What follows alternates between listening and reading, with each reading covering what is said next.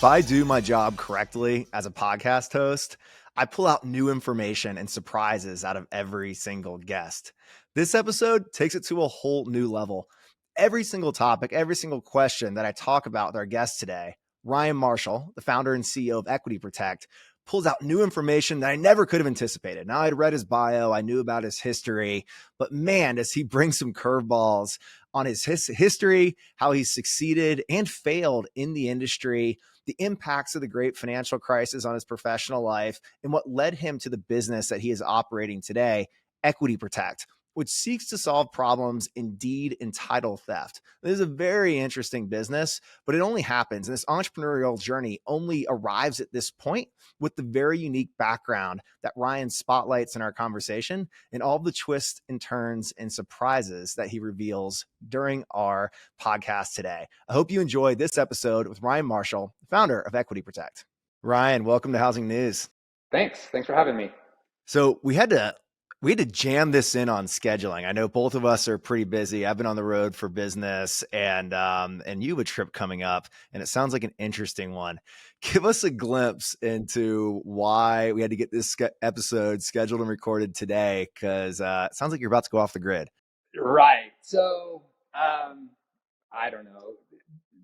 After I had a financial crash in 2008, I decided that money wasn't my fulfillment, and I decided that one of those things was to go out and find fulfillment. One of the crazy things that I decided to do on a dare was to feed my family for an entire year off of hunted protein alone. And so now every single year for 45 days to 60 days, depending on how long it takes me to harvest all of the animals that I need for the next year, I'm off the grid. And so in addition to that, I've scheduled 2 weeks out of the 45 days to go hunting with a bunch of autistic kids. So I bring them up to the mountains and I hunt with them, and I have crazy stories with autistic kids and hunting elk and antelope and deer, which is pretty awesome. That's incredible. So where is home for you? So I sold the company 2 years ago, which forced me to move to Nevada for tax purposes. And so now I live back where I originated from, which is Tahoe, Reno area. Okay, pretty cool. So harvesting hunted protein. So you mentioned deer and elk. I imagine you probably have more deep freezers than another human being I know. So crazy enough, Heather, my longtime girlfriend for 15 or 16 years, the agreement when we did the dare was she had to be able to prepare the animal so it didn't taste like absolute crap. And so we follow game chefs now like Hank Shaw and a couple other interesting people. We also do all of our own charcuterie, which are dried salamis and alpine hams and stuff that we actually salt and dry out ourselves. And that's what we do. Wow. That's our protein for the year. Yeah. Okay. Can I invite myself to your house in the Reno Tahoe area, to check this out at some point? It has to be after December 15th or so, but yeah, absolutely. Okay. Our Mike Simonson, who runs Altos Research within our business HW Media, he also has a place out in that area. So I might send Mike by. I think Mike likes the clean eating too, so it might be an interest there. I'll tell him to listen to this episode. Awesome. All right, so that's an incredible path. So what was I have a few follow-up questions. What was the business you sold 2 years ago? And then let's go from there. So 2 years ago, I sold a data company called Benutech.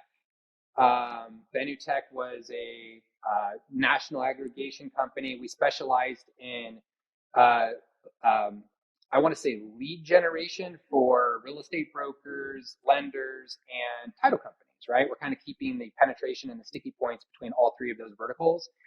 And so we went out and we mined divorce data, probate data. We kind of brought all of this together when data wasn't really a sexy word, which was, back in around 2010.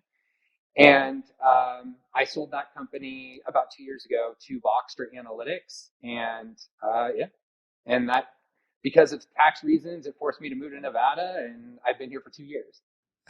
Nice. Yeah. Nothing wrong with the state stays without income tax. So don't blame you there. We were based in Texas, so a benefit that we get here as well. So how'd that transition into Voxter go, and what's the story of Benutech today? Benutech still exists within Voxter, so they're still very much focused on title penetration, helping the title industry with all of their research tools, also real estate agents and investors, right? They're big on lead generation still with them. Transition into Voxter was interesting. I'm more of an entrepreneur facing, right? If something has to get done, you get it done. And kind of moving into a corporate environment, there was obviously a pretty big shift for me at that point. In October, there was a parting of ways. I think what was said was a friction at the top. I think that's how they best described it. And so I took a vacation from Voxter for a couple months, starting in October. So October, November, December, January ish. And then since then, I've been trying to help some of the executives over there kind of reshape the narrative of what Voxter is, kind of how it's going forward.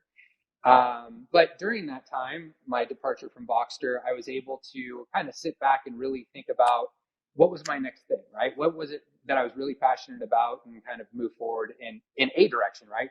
I'm not one to sit at home and do nothing. I kind of noticed that there was an interesting spot with fraud in general, right? I mean, you had COVID that just happened. You had a lot of people sitting at home finding unique ways to rip people off. You had some of the competitors in that deed fraud space that are all over the media right now, basically educating fraudsters on how to commit the crime. And there was no prevention to the crime at all, right? Nobody was really addressing the core issues or even educating people on how it even existed. And so, going back to my data days and selling real estate days out of my car, and owning a mortgage company, I remember with reverse mortgages, we always had a second lien after every reverse mortgage, which basically precluded or discouraged people from doing thirds, fourths, and fifths on those homes, right?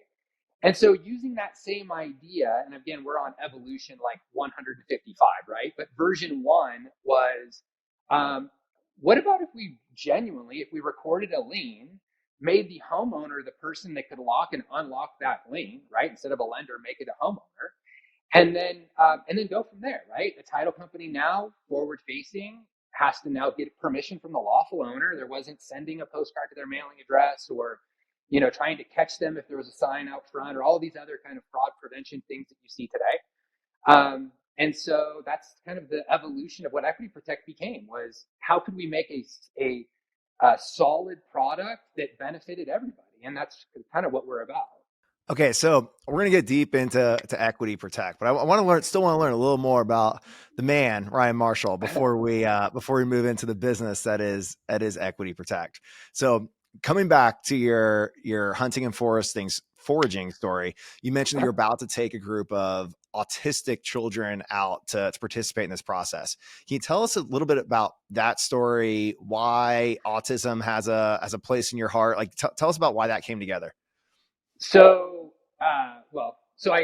believe it or not, I started hunting. I picked up a gun for the first time in my mid 30, I think 34, 35, right? Lived in California, and hunting just really wasn't a family tradition. Again, I did it based off of a dare. And That's pretty rare. I feel like most people I know that it's are into hunting, it's like family Yeah, legacy. Like their grandfather definitely. taught their dad and their dad taught them. Like, Oh yeah. I don't know if my dad's ever picked up a gun, so you can guess that that hunting is not in my weekend activity list. But I Right. have killed a turkey, and that was a lot of fun. Right. Yeah. And to be honest with you, when I first started doing it, I was really uncomfortable, right? I mean, the first few months of my exercise, I hired one of the West Coast trappers from the federal government. I hired him for a weekend, and I basically said, "Teach me everything that you know." And so he takes me on the third day. I go out in the field with him, and believe it or not, I sit on this ridge for probably 2 hours, and I wouldn't take the shot. I would not kill the animal. I genuinely had a hard time with killing anything. And so, because I didn't want to go back home and tell Heather that I was going to renege on the dare, I finally took the shot. Moment the animal went down, of course, I felt mortified. And the guy that I was with, I said, "Oh, you can have my harvest. You can take it. I don't want to do it because I just felt horrible." And he looked at me and he said, "I don't eat wild pig." And so now I'm in this weird spot where I'm not about to leave this animal to die, right? Or, out there on the field. So we take the skin off of it and we kind of do the most disgusting part about of hunting. And the moment that we get it back to his ranch and we hang it up, it looks like something that you would buy from a butcher. And so anyway, so it was pretty incredible. And at that point, I kind of started connecting all the dots together. And then for the first couple of years, we also made all of our own homemade soap, and I used all the skins, and I made these really cool jackets. And I mean, it was kind of a cool experience for the first year, first year, second year. And so then at some point, since I don't have any friends that hunted, all I did was hunt alone. And so the first year that I started putting in for all of the tags, it's like a lottery in all of the states in order to get tags to go hunting. I put in a tag for a buffalo in the Henry Mountains in Utah, first year ever, and I drew it. Right? I mean, people wait 20 and 30 years for this draw, and so I get a call from Fish and Game in Utah, and they say, congratulations, we want to get you prepared, and how long you've been hunting, and what's your experience. And I told the guy, I've been hunting for like 12 months. I don't even know the first thing about where to even go or what to do, right? And so he recommended that I contact, at that time, it was the undersheriff in the county that I was hunting in. And so I contacted him, and they basically took me out. Well, believe it or not, I became good friends with the whole town, because the town is, probably about 1,000 people. And inside of that town, there's a population of autistic kids now. And so now, instead of going out hunting alone, I make a choice to go hunt with their families, and I take their kids out. And, they make us grilled cheese sandwiches, and it really is an incredible time. So I spent 2 weeks out of my 45 days hanging out with them. Very cool. And so for 2 weeks, are you doing like off the grid camping, or like what does 2 weeks look like? So the 2 weeks with the autistic kids, we set up kind of military tents with, stoves and stuff like that. So we always have a place to come back and hang out for the day. The rest of my hunting is generally me alone. It's completely off the grid, sleeping on the ground. I either have a rifle, bow, or a muzzleloader. And I take it serious for 45 or 60 days, and it's enough protein to feed the family for a year. That's cool. I tying this back to like connections and housing. I had the opportunity to have dinner with Jason Nikosha at our Gathering of Eagles event this summer. Jason's at Better Homes and Gardens, and he runs a an Instagram account, but I mean it's his passion, called Overland Eats, and he does like off-roading in Colorado, and then like prepares pretty awesome meals like in the mountains. So I don't know about his hunting habits, but he does prepare some pretty awesome food while off-roading in awesome territories. I feel like you and Jason might have some fun conversations. That's cool. Yeah, absolutely. Okay. Bring it back. EquityProtect. We have this background. You mentioned that you went from selling real estate, 18 years old, living out of your car. You went on to help found a direct mortgage lender, a net branch lender. You mentioned reverse mortgages. Was this lender reverse focused? No, we weren't. So, Okay. no, we weren't. So I started selling real estate out of my car the day I turned 18. I was basically in a restaurant in South Lake Tahoe, California, and took my test when I turned 18. This was back in the day when you had to call in and see if you passed the test. So it was like a week maybe after I turned 18. Find out that day that I passed the exam, and working in a fine dining restaurant, you kind of associate with different people. And at that time, I had struck up a conversation with a guy named Floyd Wickman, which I don't even know if he's still alive, but he used to do real estate coaching. He did a program called the Sweat Hogs. And so as I'm having this conversation with him, he says, I ask him, if you were to sell real estate, what advice do you have for me? And he basically said, if I were to sell real estate anywhere in the world, I'd go to Orange County, California. Oh, okay. Where's that? Right? I didn't even know where Orange County, California was, right? And so I came back the next day, and my maitre d' at the time was there for 35 years. And he took me aside and he said, hey, Ryan, I just want to let you know, I put your notice in. You have 2 weeks left here at Caesars, right? At the time it was Caesars Tahoe. And I'm thinking, I have the greatest life in the world, right? I sleep all day. I work swing shift. I'm out all night. What are you talking about, right? And so he said, I don't want you to wake up 35 years from now like I did, and you're still stuck here at a restaurant. So, There you go. So 2 weeks later, I packed up my Mazda 323. I head to Orange County, California. I knew nobody. I knew nothing. I had a piece of paper that said I could sell real estate. I didn't even know how to sell real estate, right? And so that's kind of how it started. I went to literally every real estate brokerage in Newport Beach, Irvine, and Huntington Beach. Not one person would hire me, right? I mean, I was literally an 18-year-old kid, pimples all over my face, bleached tips in my hair, right? Because I snowboarded all day in Tahoe. And, here these Quite the guys are like, visualization. you want to do what? And so finally I ended up hooking up with Remax Real Estate Services. And back then, obviously, you had a desk fee. And I remember distinctively the manager coming out and his wife coming out, kind of like, who the hell is this kid, right? And and he said, yeah, I'll give you a shot for 6 months. And he gave me a shot for 6 months. He said, I won't charge you a phone or a desk fee. It's called Road to Success was what the program was called.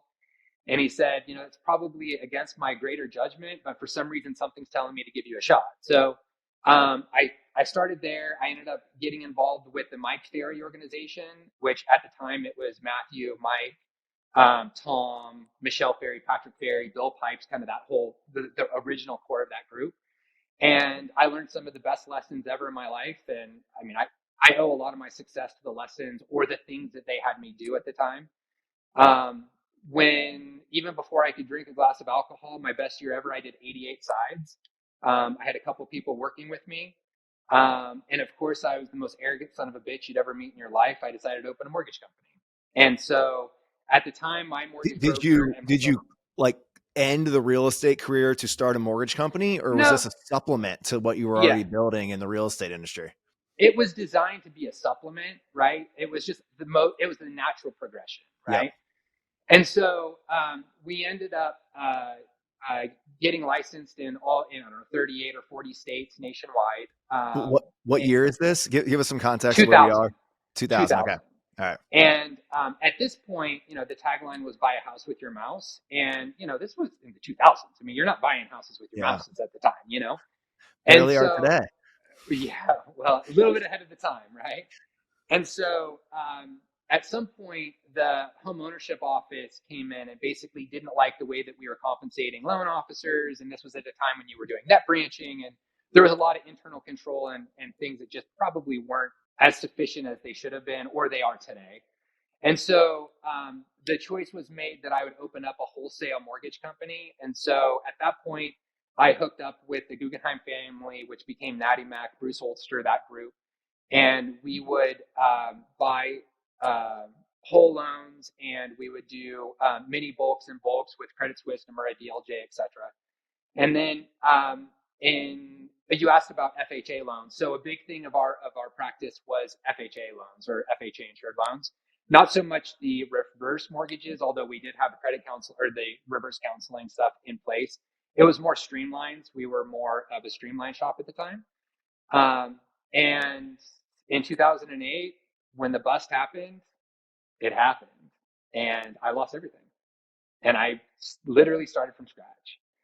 And so, So you were like, I mean, this is ground zero, like real estate brokerage, mortgage lender oh yeah, in Orange County. And oh yeah, yeah. I mean, it was the end, right? And all of the people that you thought were your friends definitely were not your friends, right? And so, um, so in 2008, I ended up selling a house to one of the founders of the World of Warcraft, and he walked by my house with his dog because I lived in downtown Huntington, and he was like, "God, what happened?" Right? I mean, you were like this vibrant person, and what's going on? So I kind of explained the situation, right? We have private investigators that are out front of my house now because they think that somehow I was, hiding money or funds. For a greater part of 6 months to 8 months, I learned how to program or write software, in a dark closet, and I started Benutech. And I decided to jump into the data world because I thought that it was, again, largely underestimated. And I really thought that data was kind of the knowledge and the fuel that was going to be kind of perpetuate us into, the evolution of what we see today. And so I opened up Benutech and decided that I would focus. I would never be back in the mortgage industry, but I would have something that would be able to help assist with it because that was my background. And that's how so I started Benutech. as you like cleaned up the mess coming out of 2008. How did you mention private investigators? Like how did all of that work out? Like where'd you go from a place of having PIs in front of your house to like moving on with your life? It was rough.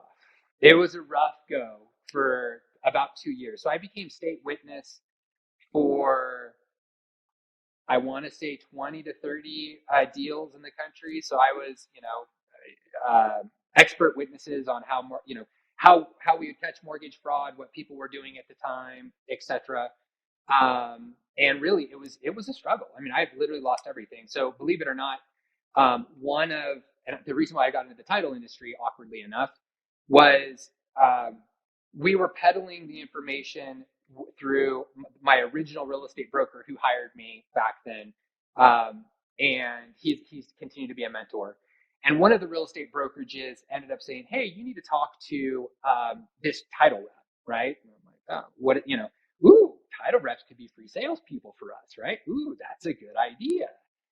And so I ended up connecting with the title rep. The title rep ended up connecting me with the founder of Southland Title at the time, who's a big F&F executive now.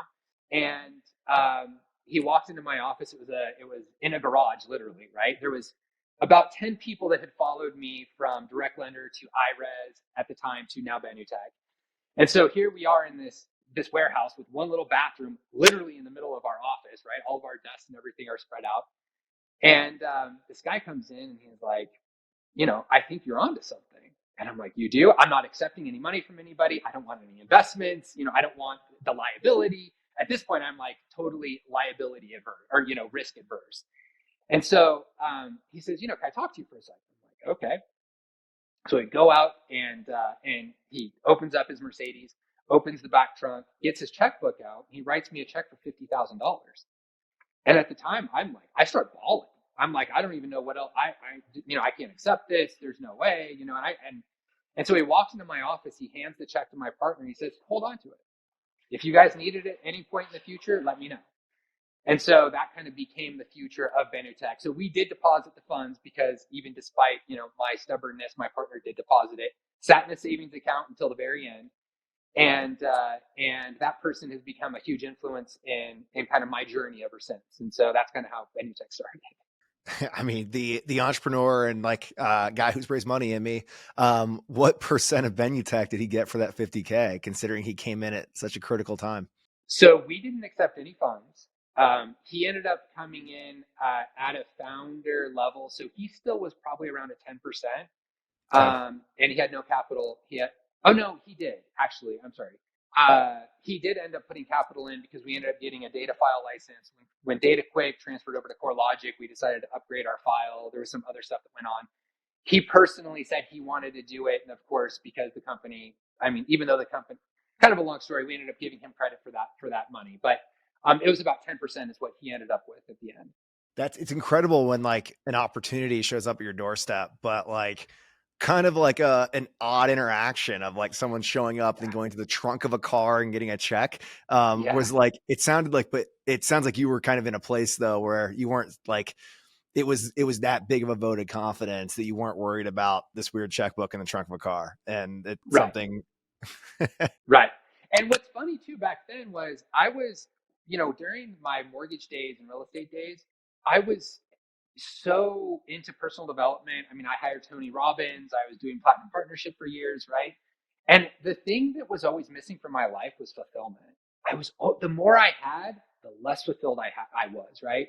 And so my next go around, it was all about fulfillment. No matter what I did, it wasn't about the money. It was about the hunt. It was about the journey. It was about being able to give back. And so, really, that's really why I am here today. I just genuinely want to make a difference. Okay, let's fast forward. 2022, 2023, we're in an environment where the mortgage industry just came off a sugar high of low interest rates and a lot of demand. On the back end of those types of environments, we often see increased fraud. And we're in this environment today where we have cybersecurity threats, fraudsters out there trying to take advantage of home buyers, issues in title that have a lot of different complexions, income and asset verification, fraud issues, a lot of problems to be solved in housing today. You have picked one of those. So tell us about EquityProtect. So we So again, I think that this was one of the underserved areas in the industry, right? Where it's obviously an increasing fraud that's happening. First of all, I don't know if everybody even knows what deed fraud is. Maybe I can explain what deed fraud is. So essentially what happens is during COVID, everybody was kind of out there online starting to figure out what information they could uncover about people, right? One of those entry points, or one of the sensitive spots, in my opinion, are homeowners that don't have mortgages, right? They go to products that I developed, like Title Toolbox, Rebo Gateway, RIA, etc. And inside of those products, it takes 1 second to identify every person that doesn't have a mortgage. And it takes you maybe 15 seconds to be able to pull up the last deed that was recorded on their property to figure out how their vesting was, the legal description, etc. And so probably within that 1 minute, they could take that document, load it into Adobe Pro, change the vesting from the current owner to the new owner, then bring that into the county recorder's office. And as long as all the spaces are correct, it checks the box, they pick a document that doesn't have a notary stamp that's been expired, then legally they accept the document. And they'll pass the document through, the new fraudster owns the property. And then what they do is, because a lot of the mortgage lenders out there are, I don't want to say they're desperate for volume, but they're looking for, they're looking for loans. Um, Certain things kind of get overlooked, right? And so they'll have an ID, they'll have all the proper things, but they won't necessarily have all the fraud protection measures that are in place. They'll get a HELOC against the property, or a low LTV loan that doesn't require, a full appraisal. There's certain things that go into that piece of it. They get their cash and they disappear. And so now that new title policy is issued to the lender, so they're covered. It's issued to the new buyer. If they sell the property, they're covered. But the person that's left behind is the lawful homeowner, right? And it's their job and it's their duty to defend the fact that they're the lawful owners of that property. And so really we wanted to be able to solve that gap. How do you size the problem? Like, how many deed fraud cases are being reported or do you believe are happening in today's market? So, so that's a good question. So without being in the industry, right? You do a couple of Google searches, you see a news article probably once a week, right? Now being in the space and having people now Google it, right? We did a lot of marketing with Meta, a lot of it with Google Ads. So now you have people Googling it. Now I probably get 1 to 2 stories a day of various different people that attempt to do it, have been successful at doing it. And all of the things, some of the little idiosyncrasies that I'm bringing up now are the people that have shared with me on how they're getting around some of the safeguards that they have in place today. Literally daily, people are talking about it. So, okay, so thinking about protecting consumers, what role does title insurance play in protecting consumers from deed or title theft? So the interesting thing about title insurance is the contract is with the buyer, right? The buyer's paying for an owner's policy. The title insurance company is indemnifying any of the past transactions, right? Yeah. And the lender, if they get an Alta lender policy, is covered under that same policy, right? So the current buyer or the new buyer, the one that was unsuspecting that it was a fraud, and the lender are often covered by that title policy. The previous owner, right, or the lawful owner of that property is not covered. They're not named on that insured policy. And so part of the complexity with what EquityProtect tried to shore up was creating what we call a public security lien that now puts an assertion there in the chain of title that requires an affirmative acknowledgement with a multi-factor authentication technology from the lawful owner. Now, having it being missed by that title company, that new title company, it now provides a claim or a lien for the current or the legal homeowner to come back on that policy, right? So it kind of ties everything back together. But really, what our intent is at the end of the day is the title companies will see this lien on title. They'll know that it's being overseen by this multi-factor authentication, which protects them at the end, right? They get permission from the lawful homeowner, and then they clear the lien. We provide a subordination agreement or a termination agreement, and everybody's happy. Otherwise, we know ahead of time that fraud can't be that you can't move forward with that fraud. Where today, I don't know any other company or any other technology that physically prevents the fraud from happening. Everything else is, alert and restoration efforts. We'll alert you that it has happened and will help you restore it after the fact. And when you talked about the path to how the crime is done, you talked about searching title records for homeowners that do not have a mortgage. So, like, correct my That's correct. okay. So, like, the people that are at the most risk of fraud aren't at a point in their homeownership life cycle where they're likely to transact. So, how do you, like, those people aren't talking to mortgage lenders, they're not talking to real estate brokers. Like, how do you reach them? Like, what's like the path toward consumer awareness? Right. So obviously it's direct consumer. So there's a big direct consumer vertical that we're pursuing. Yep. But really, in addition to that, if you think about it, there are a tremendous amount of cash transactions that are happening today, right? There's a tremendous amount of effort that goes to marketing to the same people that are doing reverse mortgages, right? They're trying to talk to people that don't have mortgages as well. And so there are different entry points within the industry that we're obviously trying to bring awareness to. But a big part of it also is just simply bringing awareness to the people that are at risk and the ones that are not, right? Because right now people, they enter, it's they're a first time home buyer, they do an FHA transaction, they're at a 97% loan to value, they have nothing to worry about, right? Now, when the LTV starts to trickle down, then they become more and more and more of a risk. In addition to that, if it's a non-owner occupied property, investment property, as an example, they are also at a higher risk because a tenant gets a knock on the door. Hey, we're from XYZ appraisal company. They're going to let them in. They're going to do their thing, right? Often they have no idea, and so without kind of telling you the secrets behind what the fraudsters are doing at the moment with that play or with that idea, Airbnb and all the vacation rentals. I mean, there's certain spots that these fraudsters are definitely targeting. That there just needs to be a general consumer awareness of. Yeah, I mean, you talk about vacation rental, like the trend in vacation rental has often been buying kind of away from the owner's location, so buying on other parts of the country, which That's right. definitely makes that increasingly susceptible. So you have to hit consumer awareness, but there's also some B2B angles. Let's talk through like industry awareness. So it's clear that the homeowner can be impacted with deed theft or title theft. What about the mortgage servicer or the owner of the mortgage-backed security? Like, how does risk flow through the ecosystem? So interesting, right? So an unintended benefit for the technology. So kind of going back to where I was in October versus where we are today, offering this directly to the consumer. Now imagine if we use the technology not for necessarily fraud prevention, but retention. And a way that we could perfect title, right? So with our notice of voluntary lien and convey or voluntary liens, right? Basically, what we do now is on the day that a transaction a purchase transaction happens, a loan funds, we record our notice to restrict voluntary conveyance.